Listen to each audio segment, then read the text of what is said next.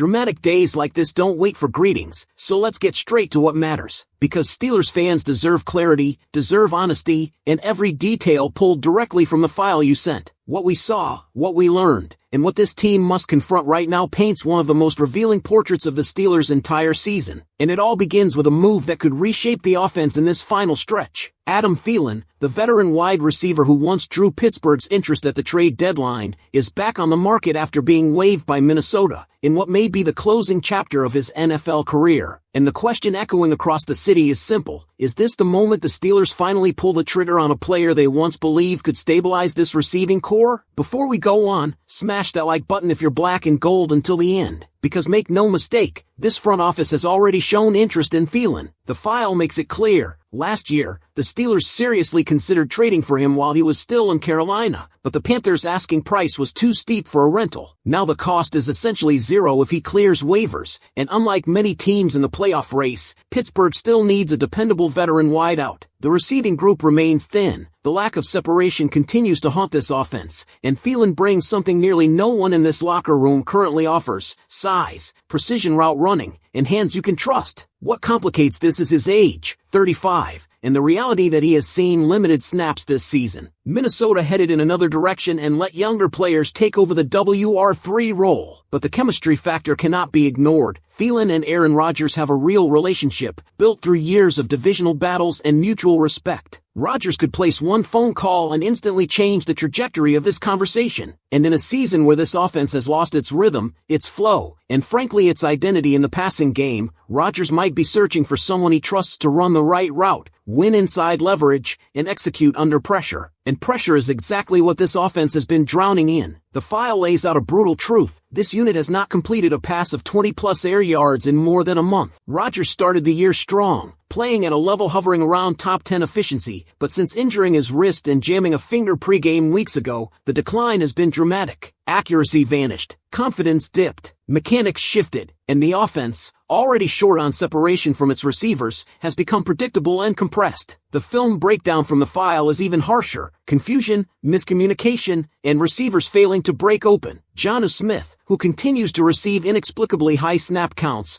ran the wrong route on a crucial red zone play. Roman Wilson and Calvin Austin III struggled to separate consistently. DK Metcalf saw constant doubles because defenses know there's no secondary threat strong enough to punish them. And Arthur Smith, who called one of his best games against Chicago, followed it with what the file calls possibly his worst sequencing performance of the year. Questionable run calls, ineffective spacing, strange personnel usage, and then a 4th and 2 play design so baffling that the file simply calls it malpractice. Jonnu Smith, the weakest blocker on the field, was asked to handle Greg Rousseau one-on-one with poor leverage while the 300-pounders aligned outside him instead of inside. The result was predictable and devastating. So the offense is broken, not in one place, but everywhere at once. Rodgers struggling, receivers struggling, the coordinator struggling, details collapsing, spacing collapsing, timing collapsing, and the file doesn't hide from any of it, which is exactly why a move like Thielen becomes more than a headline grab. It becomes a stabilizer, a technician, a veteran who does the opposite of what has hurt this team. He runs the right route. He gets where he's supposed to be. He doesn't panic under pressure. And he could be the one player Rodgers immediately trusts in situations where timing and discipline matter. But would it be enough? Would he truly move the needle? Or would it simply be another veteran late-season patch that covers a much deeper structural fracture? That's where I want to bring Steelers fans directly into this conversation, because this isn't just a roster question, it's a philosophy question. It asks what kind of offense you believe this team needs to become in the final stretch, and whether you think a calm, savvy veteran like Adam Thielen could tilt the balance. So here's what I want to hear from you before we move to part 2. Do you believe the Steelers should sign Adam Thielen right now? And if they do, would it genuinely change anything for this offense? Because if the first part of this story laid out why Adam Thielen even enters the conversation, the second part forces us to confront what his arrival would drop into: a team whose offensive and defensive problems run far deeper than one roster move. When you turn back to the file, the picture becomes even clearer. This isn't just a passing game issue or a quarterback slump. This is a team that, for the first time all season, looked overwhelmed in every phase, starting with a defense that could not stop the exact same play over and over again. The Bills lined up in a simple wing formation, not exotic, not disguised, not unpredictable, and they ran it 31 times. The Steelers knew it was coming, the alignment, the motion, the structure, and still could not stop it. According to the file, the Bills ripped off 189 yards from that one look alone, averaging more than 6 yards a carry. James Cook didn't need creativity, he needed patience, because the Steelers' defensive front was collapsing inward, losing contained, and opening massive cutback lanes. And the frustration wasn't limited to fans. T.J. Watt himself said he had never seen a team repeatedly run the same play with that level of success. But the file also forces us to be honest about Watt's own performance, because it highlights something most fans won't want to admit. He struggled badly. One pressure all game. Consistent losses against a rookie tight end in the run game. Not exactly the tape you want from a $41 million per year defender. The file doesn't say Watt is washed or ineffective. It simply says he no longer looks like the game-wrecking version of himself every single week. That level of impact comes and goes now, and the defense felt it. The defensive line behind him didn't fare much better. Keanu Benton, forced back into a nose tackle role because of injuries, was overwhelmed by double teams. Y.A. Black started strong, then faded in the second half as fatigue and lack of depth caught up to him. Derek Harmon's injury loomed over everything. The file is painfully blunt. Without him, the Steelers become the worst run defense in the league, and the numbers back that up. 182 rushing yards allowed to the Jets, 117 to Seattle, 249 to Buffalo, and until Harmon returns, that vulnerability remains. Then there's Joey Porter Jr., a bright young talent in coverage, but the file makes it clear he struggled heavily defending the run, losing contain repeatedly and contributing to those outside lane explosions. Against Baltimore, a team that thrives on cutbacks, misdirection, and manipulating leverage, that is a dangerous problem. Even communication fell apart. When Patrick Queen exited with a back bruise, Peyton Wilson, who hadn't called defensive plays all year, struggled to get the calls out cleanly. Confusion followed. Alignments were late, adjustments were slow, and yet, within all this chaos, the file does point to bright spots. Brandon Echols played one of his best games of the season in the slot, securing an interception and a key pass breakup. Coverage overall held better than expected considering the avalanche of problems elsewhere. And Isaac Sumalo, on offense, continues to play well enough that the Steelers may face a difficult decision about whether they can afford to lose him in free agency. But the injuries keep stacking. Deshaun Elliott on crutches and likely done for the year. Broderick Jones out for the season with a neck injury far worse than initially believed. And suddenly the front office must decide whether to exercise his fifth-year option, projected at $20 million,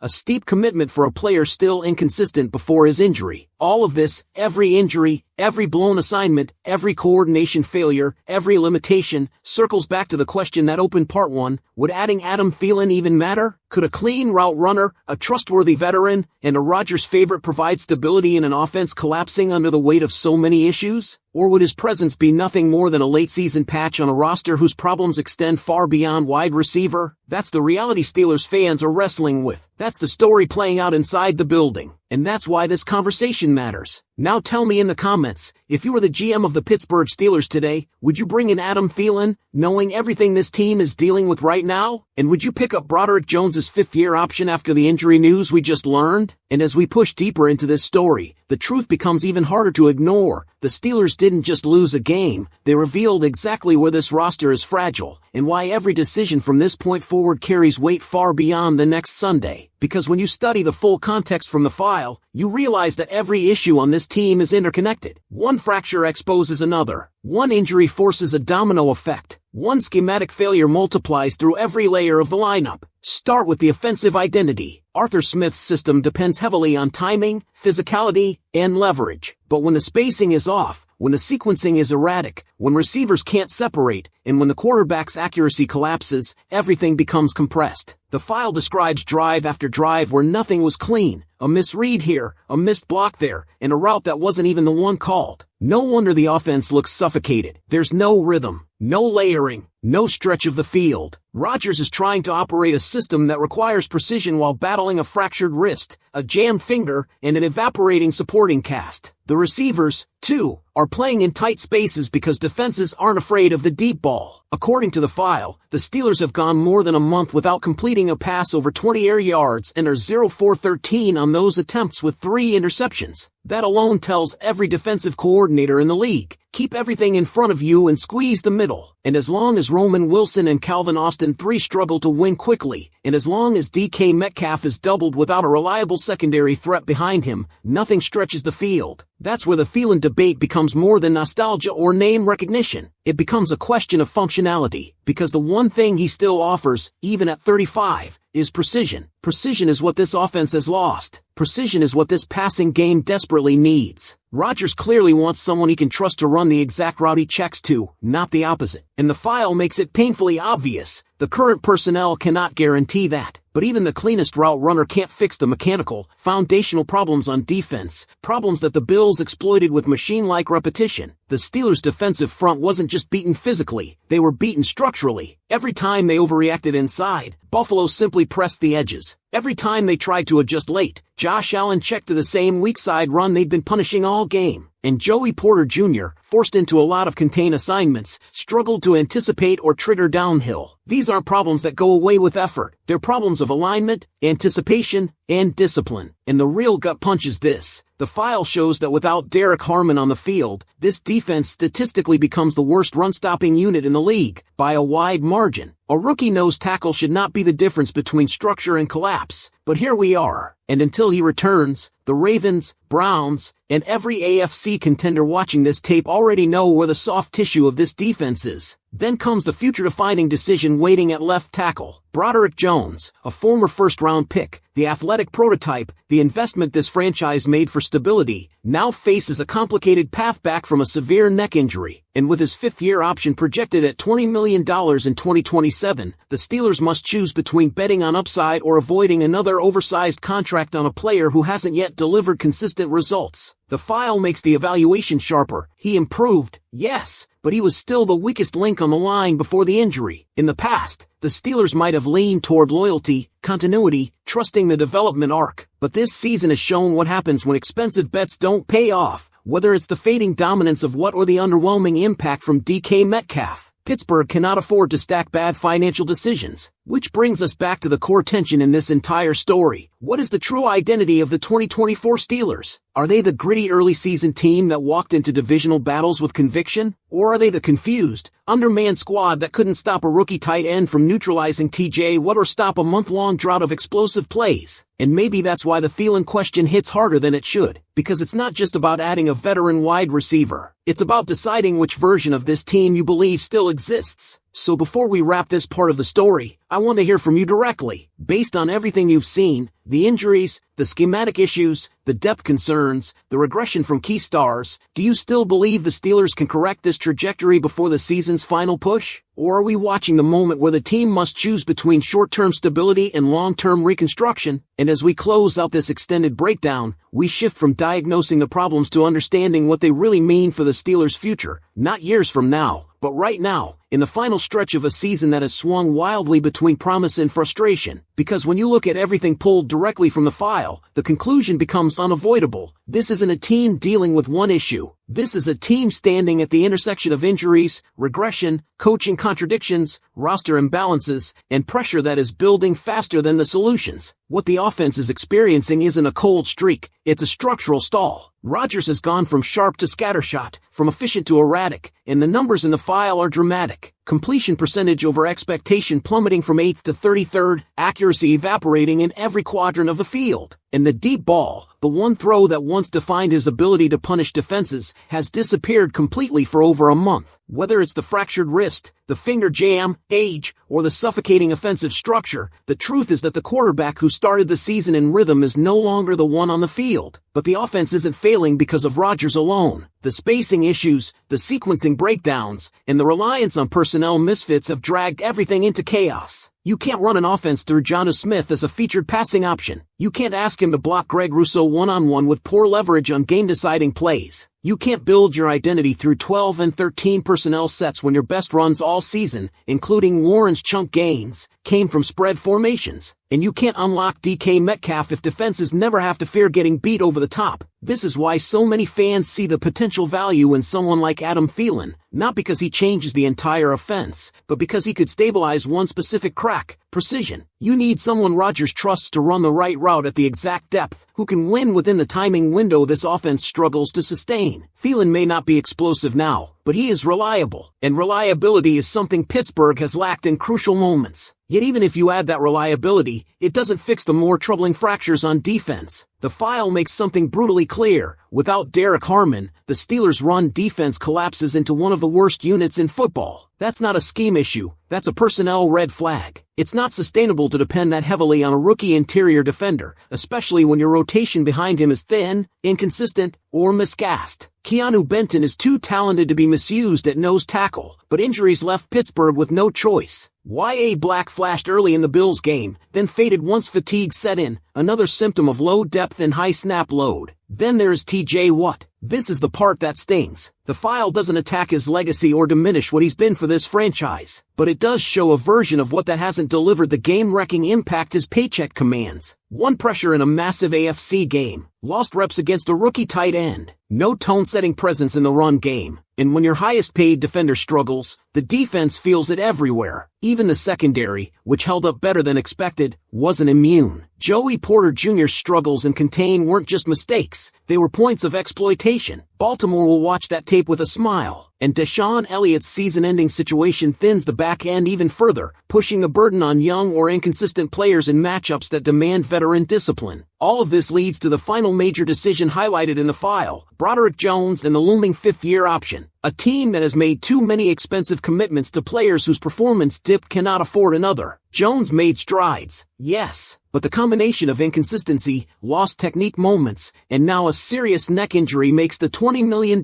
decision complicated. Declining it doesn't close the door on his future, it simply refuses to mortgage the next 3 off-seasons on uncertainty. And in a year where the Steelers must correct course quickly and aggressively, certainty is a currency this franchise cannot waste. So where does this leave the Steelers? It leaves them at a crossroads where every choice requires honesty, not nostalgia. Whether it's signing Thielen, restructuring roles on offense, adjusting defensive personnel, or making long-term commitments, every move from this point forward shapes not just the final games of this year but the direction of the next. And that brings everything back to one key question, a question only the fan base can truly answer. After everything laid out in the file, the injuries, the coaching mistakes, the regression, the personnel misalignment, the sideline miscommunications, do you believe this season can still be rescued? Or has the past month revealed deeper issues that must be addressed before the Steelers can compete again? Drop your thoughts below, and if you're all in on staying informed throughout this roller coaster of a season, make sure to subscribe, hit the like button, and stick around for the videos on screen that dive even deeper into this team's biggest problems and toughest decisions. All of this leads to the final major decision highlighted in the file, Broderick Jones and the looming fifth-year option. A team that has made too many expensive commitments to players whose performance dip cannot afford another. Jones made strides.